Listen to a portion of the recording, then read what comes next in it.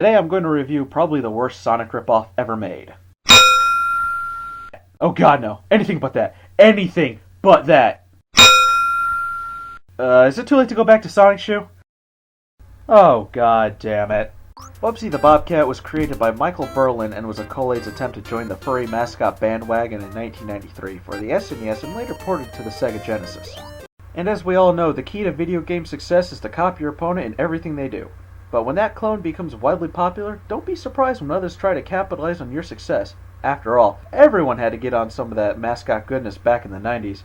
However, when a clone is cloned, results usually vary, and in most cases, they're not successful.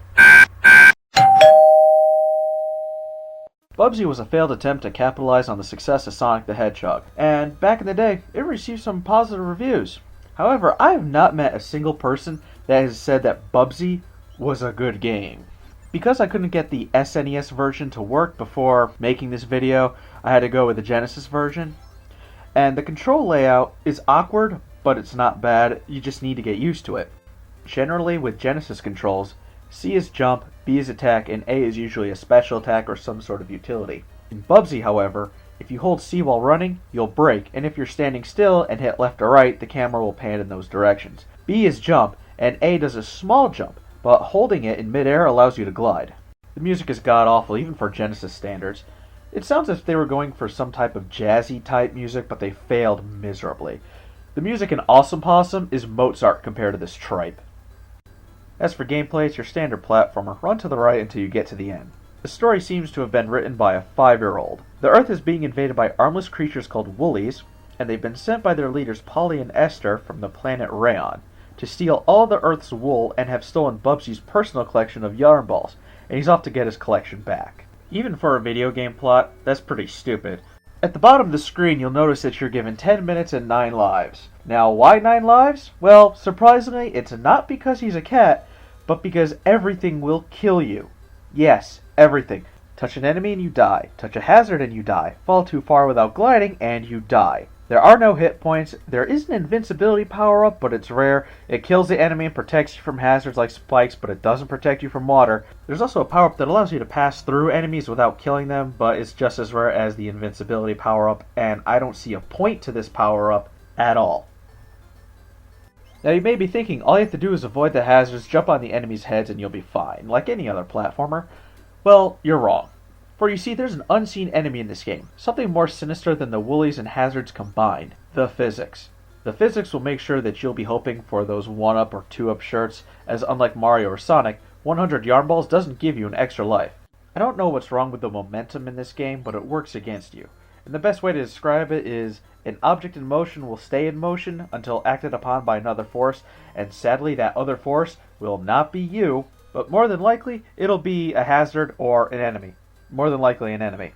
Jumping is weird. Jump with no momentum, and you can change direction in midair with no problem. Jump with momentum, however, and you'll continue in that direction. And if you try to change direction in midair, it's a different story. Depending how much momentum you had while jumping, you'll either be able to move in the opposite direction, or you'll fall straight down, or you'll just keep going. However, if you let go, you'll spring back in the direction you were going in with no slowdown in momentum at all. This makes for very hard, precise jumps, making it worse for you if you land on an edge. You'll slip off and more than likely die. Speaking of, Bubsy also has no grip on the ground whatsoever, so slopes are your enemy, especially downward slopes. You can go up a slope with no problem, but the second you turn around, you're going down that slope regardless if you want to or not. And it doesn't even have to be a steep slope, it could be a small slant, and you'll go down the hill. So you're going to have to be careful where you land when jumping, or where you're going to stop. And now you see why you have 10 minutes to complete a level. You need to take your time. Don't run as fast as you can, otherwise you'll be dead in a few seconds. And like the Sonic games, you have more than one path you can take to get to the goal, but it's simply divided as the high road and the low road. And if there's one piece of advice I can give you, other than not playing this game, is to take the high road, as the low road will often lead to certain death.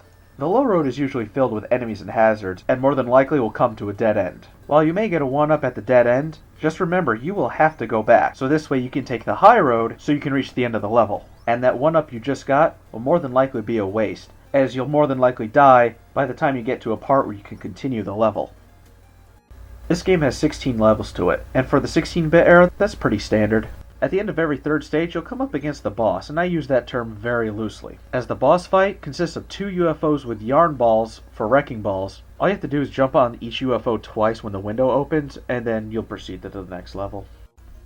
If there's one redeeming quality to this game, it's that the enemies do not respawn. So if you get pretty far into the level and die, you won't have to worry about seeing all those enemies again. There are 5 worlds and each world has 3 levels, and thank God the 6th world only has 1 level.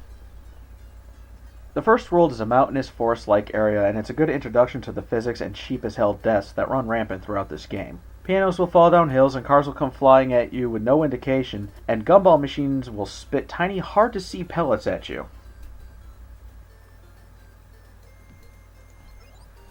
And if there wasn't any indication of this game being a Sonic ripoff, then the second level is more than obvious. After all, it's a carnival! As if to say, hey look, it's that casino level you like so much in Sonic 2. But it's not!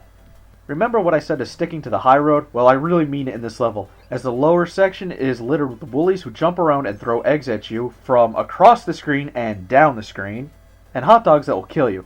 The ice cream cones will freeze you for a brief second, but they don't kill you. It's like the developers decided to take pity on you and make an enemy that won't kill you. The third world is a desert and adds a new obstacle to the game, horny toads. Horny toads are usually accompanied by woolies, so instead of having one obstacle to get around, you have one bigger obstacle to get around. Each level starts off at a train, then continues on into a canyon, which makes the level feel a lot longer than what it actually is. The fourth world is another forest, only this one has a river at the bottom. Now it may look like you can actually go in the water this time, but that's a huge trick from the developers, as they put yarn balls and other power-ups down inside the water for you to collect, only to tease you. And there's slopes that will lead you into the water, and Bubsy's slippery feet only make it worse. I think the developers were going to make it so you could actually go down into the water and swim around, but at the last minute decided to make an instant kill, like everything else in this game. Gotta give him points for consistency though. The fifth level is yet another forest. You can tell that the developers were just getting lazy as they're just recycling their previous levels. The only difference that sets this forest apart from the other two is that now you're in the treetops. So you have no choice but to stick to the high road, which makes it worse, because now all the enemies and hazards are up where you are. Bees are a new enemy to this level, and they're hard to dodge as they fly around in swarms, so if you kill one, you'll be killed by the other, which means you have to use a method of brute force to get past them. So you better hope that you have a lot of extra lives. And be careful not to fall down to the ground. It won't kill you, but you'll have to backtrack to an earlier part in the level just so you can climb back up to get to where you fell. And finally, the last world is the Woolly Mothership. And I gotta be honest with you, I have absolutely no more patience at this point, so I just gave up. Whatever, I don't care. It's a pain in the ass. It's just the same crap that you've gone through, it's just a different setting. But I'll tell you one thing, the ending's actually pretty good. Bubsy dances around, then he jumps into a limo. And surprise, surprise, the limo driver's a woolly, hopefully taking him to be put down. This game is just utter crap. And the sad thing is, it actually looks pretty good. I mean, you could tell that they put money behind this. So why did it turn out so terrible? It's like no one play-tested this. I mean, Awesome Possum looks bad, sounds bad, but gameplay-wise, it's actually pretty decent. I never would have thought that I would prefer to actually play Awesome Possum over this pile of crap. And the funny thing is, the creator of Bubsy said that Bubsy 2 was almost the death of the franchise. Almost the death of the franchise? Really? Did you not play your own game? This game is a pile of shit. That's all that it is. I don't know. I really can't go on. This game was absolutely torture to play. Oh well, next week I'm going to be taking a look at a game from these guys.